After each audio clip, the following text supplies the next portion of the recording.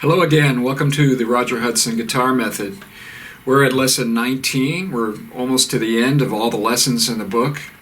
If you've done all the lessons up to this point, you should congratulate yourself for making it this far into the key of B flat major now, 2 flats.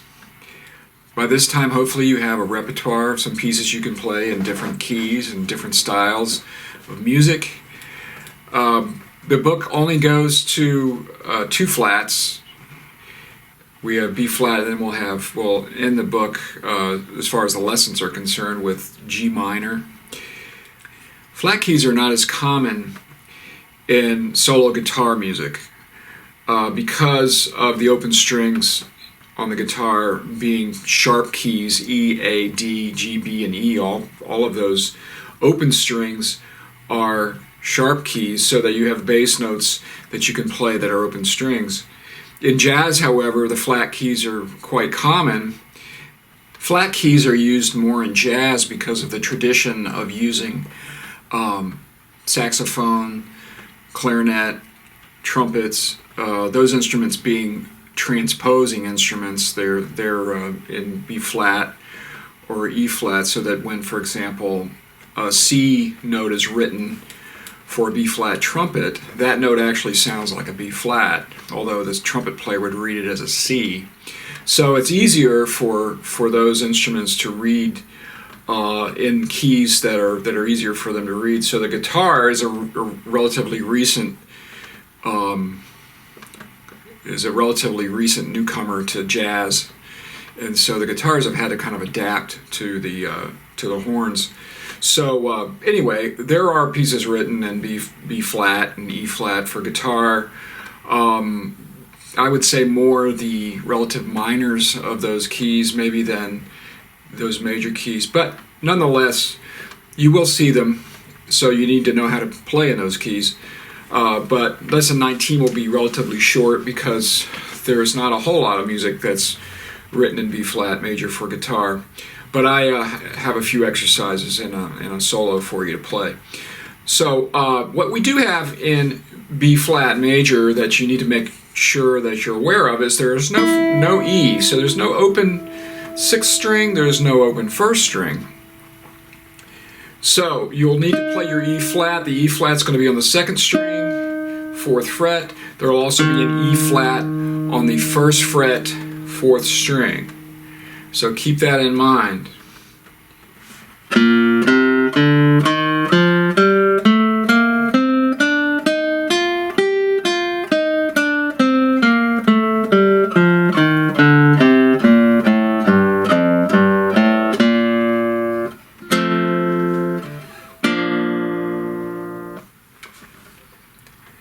In the middle of page 96, we have a study in B flat major. This is a little bit of a different character than some of the studies that I've had in the other lessons. This one we have what are called scale bursts, where you play a sort of a quick scale run, and that might be followed by a slower scale run. In this case, what I've done is contrast a short scale run in 16th notes and then a descending scale run in 8th notes, separated by a rest. So that means what you'll need to do is you'll need to mute the string on the rest. So for example, when you play I'll try to get a side view here. When you play this line at the very beginning, what you need to do is when you're alternating,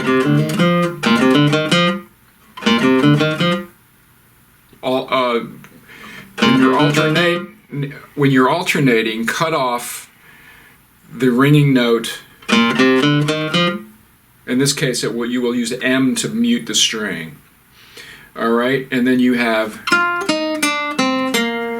then you'll have the descending line. So there are 2 different ways to mute the string here. You can barely lift up like this on the left hand, that'll stop the note. You can also stop the note with your right hand alternating finger. A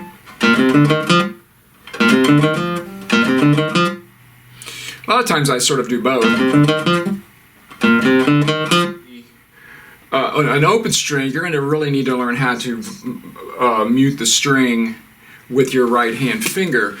You can also mute a string this way, but the problem with doing that is that it puts your fingers at a disadvantage if you need to be playing another note right after that. For example, see that? I put both fingers down there. This is at the second line, first measure.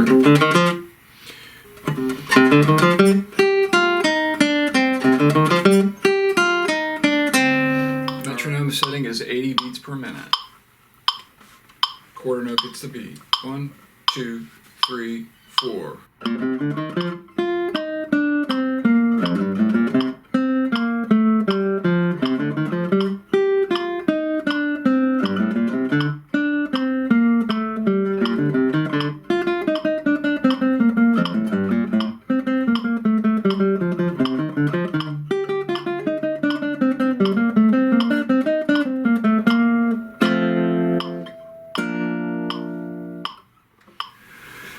On page 97, we have a solo that's in B flat.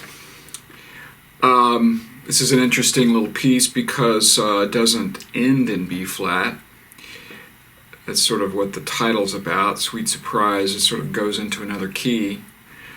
The thing to keep in mind here is that your E's, in particular, you're going to see those, and you're used to playing them as an open first string, but those E's are all second string, 4th fret, and the E flat is down here, so make sure that you're keeping that in mind. At the very beginning, I have a muted 5th string. It's because I'm not barring this. It looks like a bar chord, but I'm not barring it. See that? Now when you take this off, the melody is like this. 1, 2, and like that.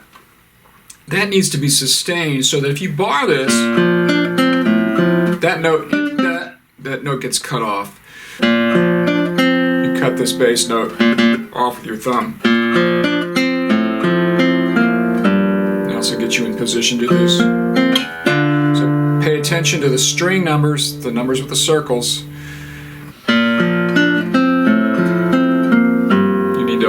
Play on the very tips of your fingers. Then it goes up here like this to get these two notes.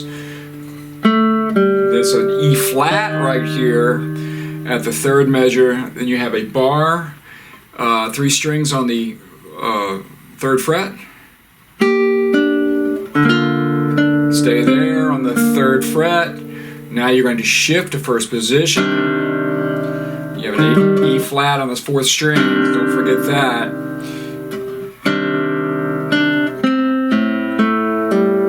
Then you form this chord again. Then you're going to go all the way up here, 4th finger on the B flat. The B flat's up here. Alright. Alright. There's the B flat. Don't forget the B flat. Don't play this. That's a B, that won't work.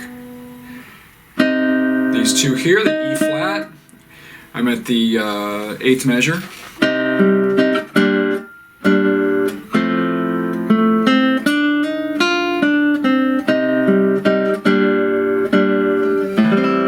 Then all of a sudden we have this A minor 7 chord. This is on the 3rd line, would be measure 10, at the end of that. Sort of a surprise, so that's the idea. And you go up here.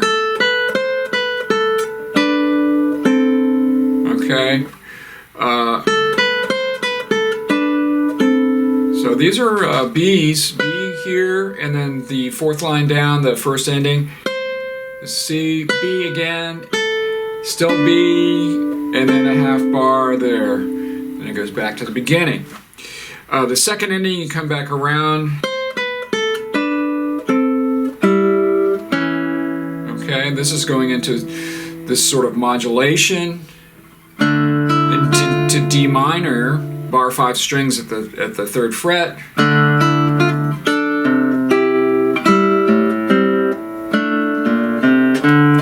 Does it again. Same thing here, slightly different.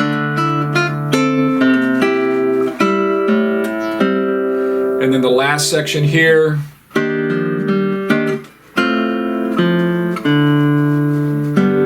Ends on a G chord.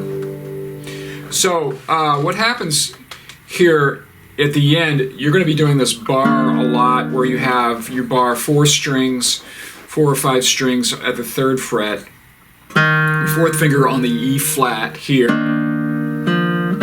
This note is with the last line where it says meno mosso, which means slower. That goes down here. And you have the natural sign that cancels out the B flat. So this is one that shows you that just because a song starts in a certain key doesn't mean it ends in a certain key, and that actually is going to lead us into G minor, which is our final lesson, lesson 20.